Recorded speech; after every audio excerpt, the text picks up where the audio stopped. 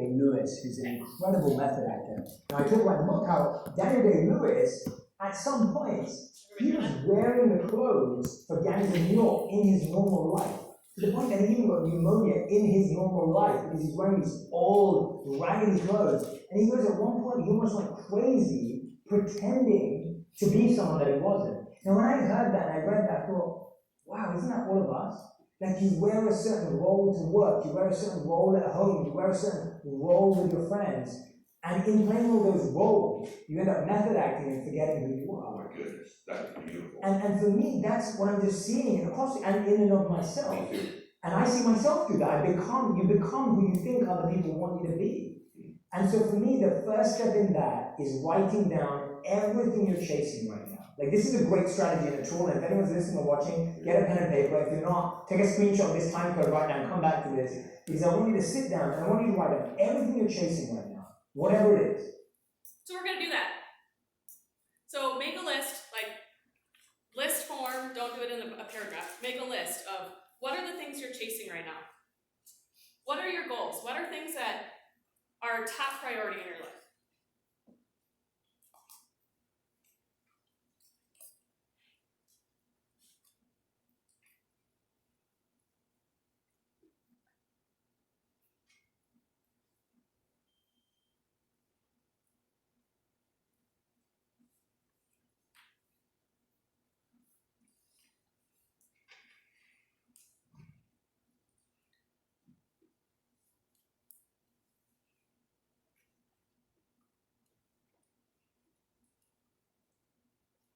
You guys have a lot of great things.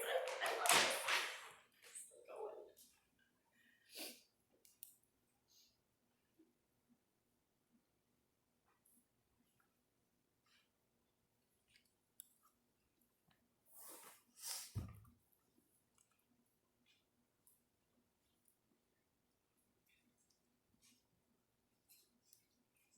Five more seconds.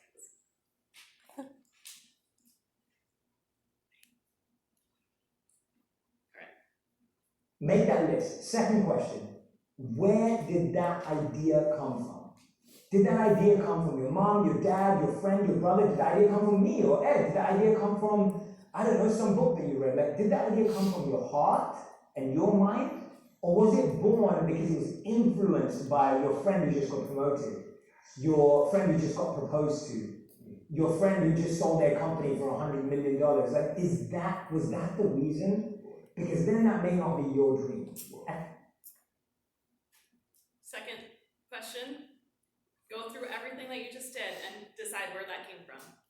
Was that from childhood? Was it from somebody else you heard? Was it because of your surroundings? Where did those dreams, ideas come from? Why are those important?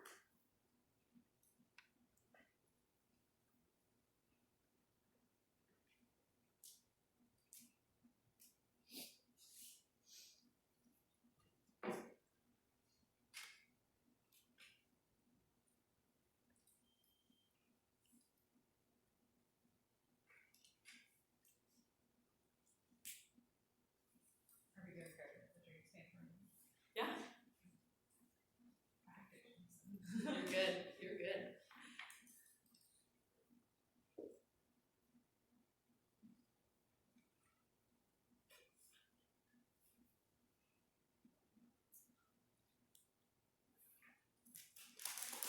And the third question you have to ask yourself is this my dream?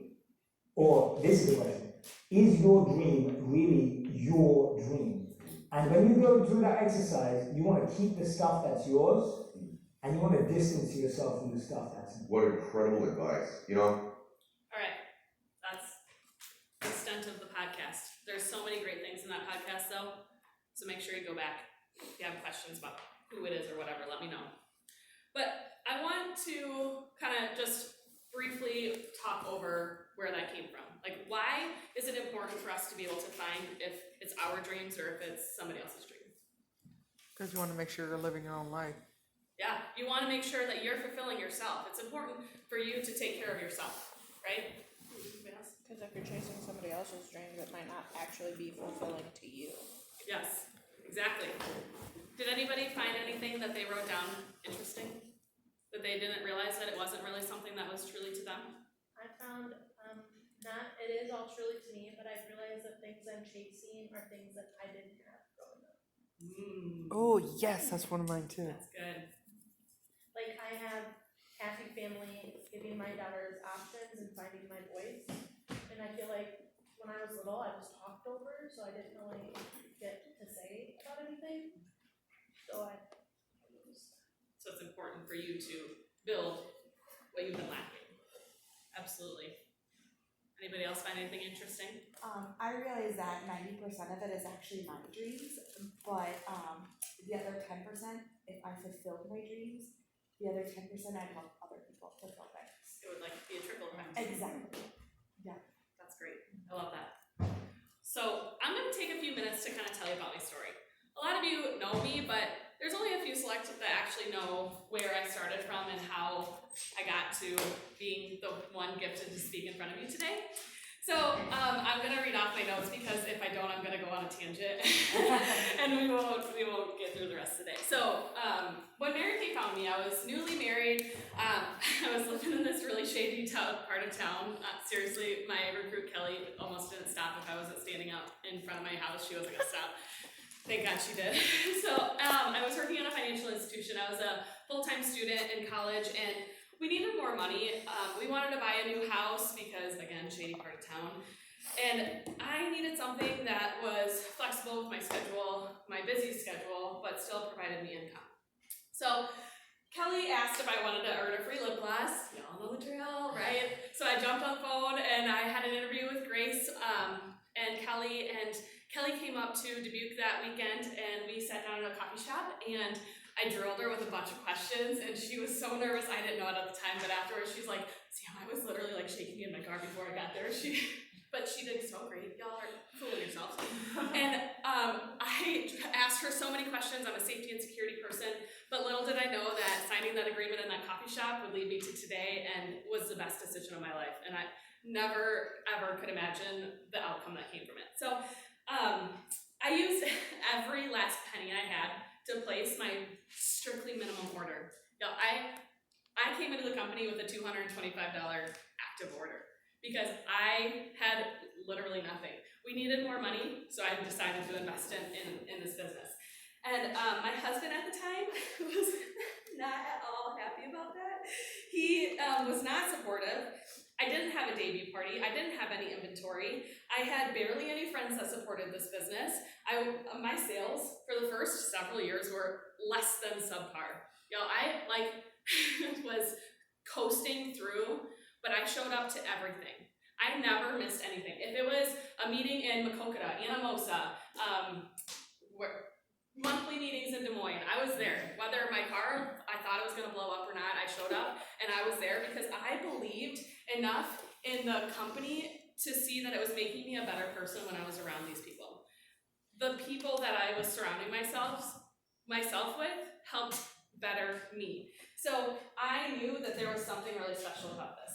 So I have friends, but usually anything that we did was with his friends because he told me all my friends sucked. And that was less than fantastic. None of them were going anywhere with their lives. We were young and they were all about partying or going out or doing things that weren't very productive with their time.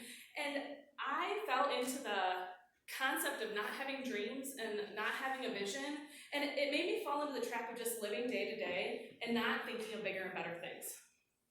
You guys, I couldn't see outside the box. What I was doing was what he wanted me to do. And that, when I came into this group, I realized was not healthy. So the exercise that we just did about my dreams, I wouldn't have had answers for them because I didn't have them. There was nothing there. And that made my mental state so poor. I was in this world that didn't exist. I had a super false sense of an idea of happy, and my self-esteem and confidence was pretty much non-existent. I was in a relationship that put my ideas to the back of the list, and I wasn't allowed to be ambitious or have wants or needs, and the things that mattered were only things that were important to him. I was doing things to fulfill him, and that is not me. So fast forward to 2.5 years in my marriage, 2 years in my business, I showed up to everything, and because of that, I drank all of the pink Kool-Aid. All of it, I had it. I was able to dig deep and find a better self, and that led me to finding enough of a flame in myself to realize that the life I was living wasn't the life I was truly meant to live. I chipped away at myself being just enough to see the little bit of sunshine in the horizon in order to give me the guts to leave the marriage that wasn't fulfilling me. Now, let me tell you, not all marriages are bad. Heidi and I talked about this last night. I'm not telling you to leave your men, okay? I'm telling you that what was in my relationship wasn't fulfilling me, and that is on me. I needed to be good for me. I can tell you that we have all been through heartache or tough times. All of us have been there. Can I get an amen to that? Amen. Because it's just a part of life. But can we look at the fact that we are better no matter what tough time on the other side? Look at everything that you've done to grow yourself to get through that tough time. Everybody's better on the other side. So listen to these words closely.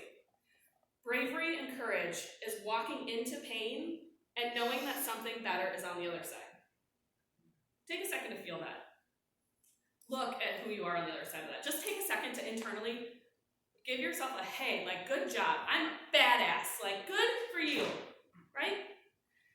Me, on the other side, I am a badass. I'm a badass boss babe. Girl, I believe I am worth everything, and I've worked far too hard to not believe in myself. It was a struggle. Grace saw all of it. Emily cries. You think Emily cries a lot? I cried so much. So much. I would wake up crying. So silly. I was there. I can tell you that Anthony came into my life for a reason. I truly believe that.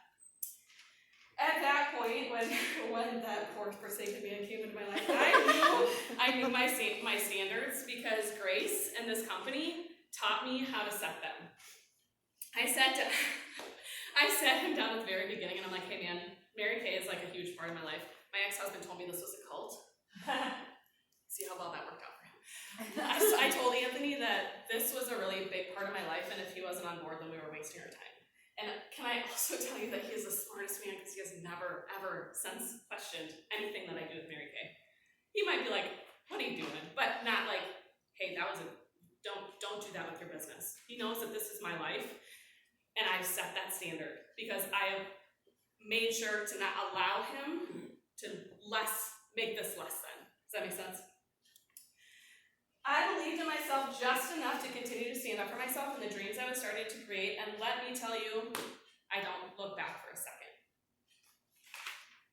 Fast forward to right now. I'm surrounded regularly with other business owners, not just Mary Kay, but our friends group, all are business owners. Everybody owns business. Can I talk about when I was then to now? The life that I had, that was not anything close to it. The people in my life are forward-thinking, money-making dreamers, and I am strong and confident. I see the good in people because of what this taught me. And I know it's my life's work to spread our message, to make women feel good, and to show them that they are the most important person in their life. And I'm creating a life I previously couldn't dream of. And my partner in crime, he's out there literally right now doing the exact same thing. And I have no doubt that because of my standards that I set and the impact that this company has made on me has impacted him, and I see it impact my family, and it trickles. It's a trickle effect. It really is. This life that I live makes everybody else's life better. I'm right where I'm supposed to be at this moment, but I am not stopping here because I know that I have to the moon to go. This is not gonna stop. We are powerful and strong women, and we are making this go, right? We are here to be better. So I know that everybody's not as lucky to have an Anthony, right? He really truly is a gift and has provided such incredible support in my life and in my business, but all of you do have the power to create who is in your life, what dreams you have or want to create, what story you're telling yourself, and what future you have to hold. You might not be able to sit down with your significant other and be like, hey, this is my standard, you can't go below that, because you've already set certain things, but you are able to say, hey, this is real. This is my business. This is what I want for my future. And you should probably hop on board because it's gonna be fucking great, right? And if you're not, maybe we should have a conversation. So I want to transition from the past into the future. Like I said, having a vision doesn't always come naturally to people. Yep, I couldn't see it 7 years ago, and my top 5 strengths are futuristic. It is in my blood, and I couldn't see it. So people that aren't futuristic, it is not there, and I get it, it's hard. So here I am to help walk you through it. It's gonna be great. Your vision is the most important dream or mental picture. A vision defines the optimal desired future state. It tells of what you'd like to achieve over a longer time. You might have a broad idea of what you want your future to look like, but being able to define those finite details can be daunting, like we talked about. Take a quick look back at your list from our previous exercise and know what your dreams are. Does anybody want to tell us a dream or two that they have? Big house. Big house. Big dream house with a very large garden. Big dream house with a very large garden. Anybody else? One more? I want my kitchen finished. Yes! Yay. Finished kitchen. I like it. So, we're gonna do another exercise, and I want you to get comfortable. Spread out. I want you to be like comfortable. You can go up there, and you can go wherever you want. Just make sure you can hear me, and I'll talk at this level so you can hear me. Okay? Y'all comfortable? Don't move them. Whatever you do, make sure you can still write. You still need to be able to write. So however you get comfortable, whether you're laying down, sitting back, whatever, just make sure you can still write.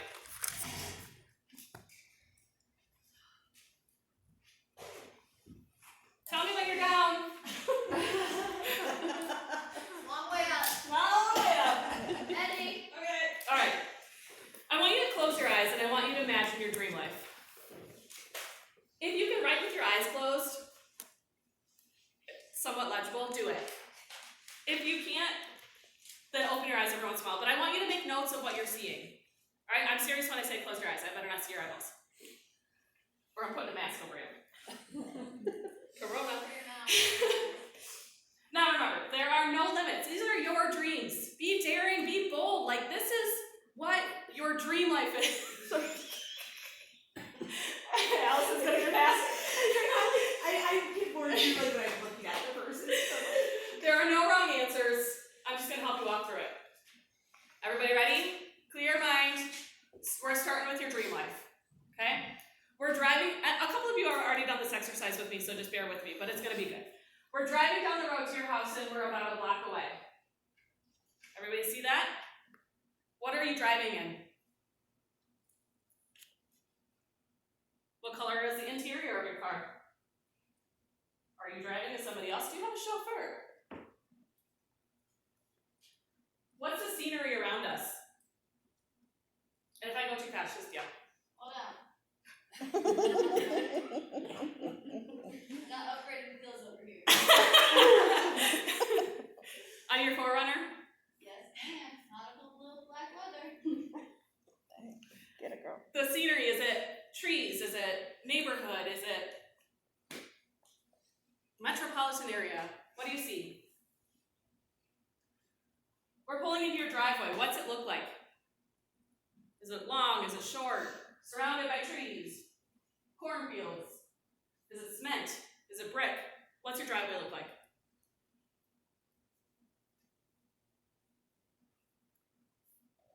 What style of house are we pulling up to? And if you don't know that, what is it? 2-story? Is it mid-century modern? Is it American? Is it just pretty? What color is it? What features does it have?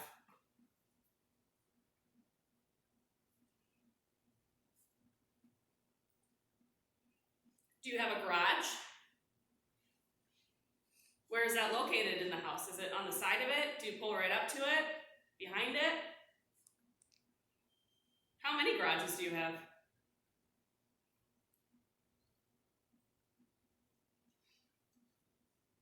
What's your yard look like? Is it big? Small? Do you have neighbors? Is it all rock because you hate to cut grass? How close are your neighbors?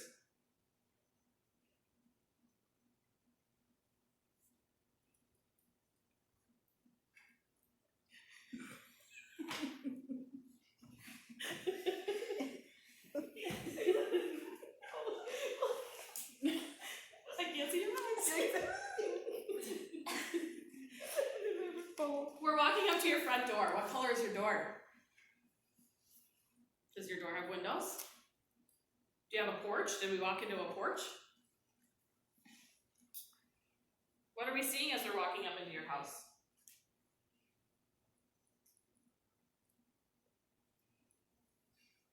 We're through the front door. What did we just walk into? A foyer? Open concept? Is it your kitchen? What are we walking into?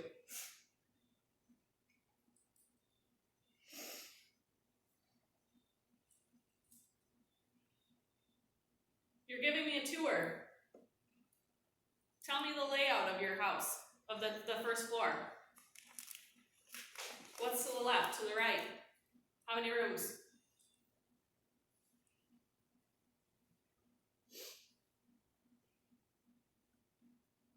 And if you're already living your dream, girl, tell me your house.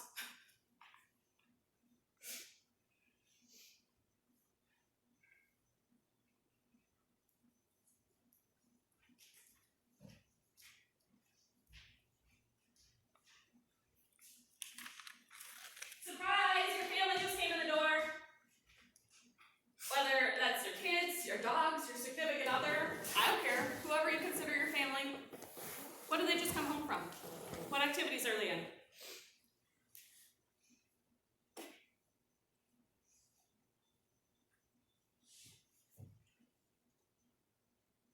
And how many of them are there?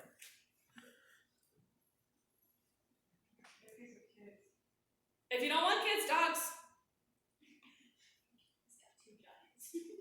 Two dead dogs. What do you do? What do you do for a living? Is it Mary Kay? Are you a dental assistant? What's your dream? What are you doing? How much money do you make?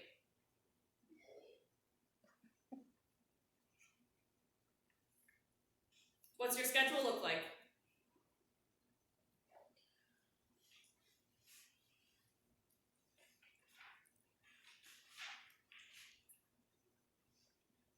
If you have a significant other, what does he do or she do? What do they do? And what's their schedule look like?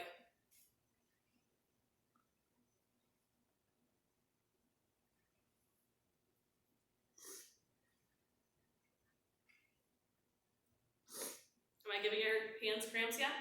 Yes. We're almost done. What do you do for fun?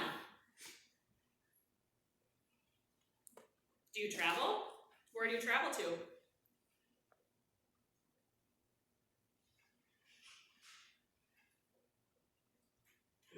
What's your biggest accomplishment?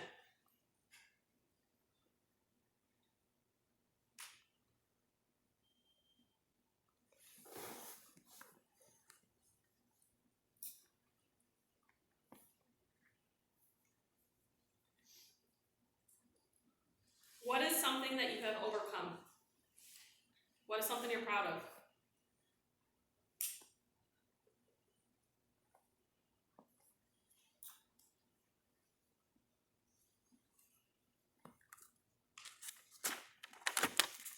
What was the one before that? What is your biggest accomplishment?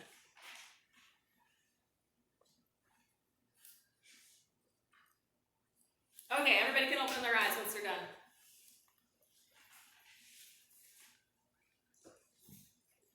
You can come back down.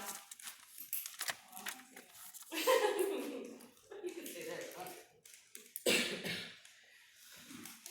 Does everybody get what I mean by those finite details? Did anything pop up that you're like, that was kind of surprising? Yeah. So I was driving a pink Cadillac, Yeah! and I was most happy for becoming a director and having an amazing unit. Yeah, I know. Look at that. Oh, give me a couple takeaways from this exercise. Yes, that was nice. Going that quick really just made you just like think about it. not even think about it. It just made you like overthink. yes. It just like I'm gonna stop writing so I can Thanks for it. I realized that I want I want my husband to be able to do what he loves. Like, right now he does construction, and I know that his dream would to do like guided something with hunting or fishing and taking people out and let him do that. And by him doing what he loves, what do you think that reflects back on your family? How does that impact your life? That he's following his dream, and so are the rest of us. And everybody, it's just like a happy little family, right? When your dreams come true, it's a whole new level of life that you're living. I love that. Anybody else have any takeaways? It helped me reaffirm things that my husband and I have been talking about recently, where it's like, ooh, I think I want to do this, I don't know, and then we're like, well, let's just think about it for a while, and like, where I've been on the edge of things, and like thinking through this, and like, yeah, I want that, I want to do it, I want to do it, I want to do it now. Who else is excited? Yeah. Who else is excited for their dreams? Yeah.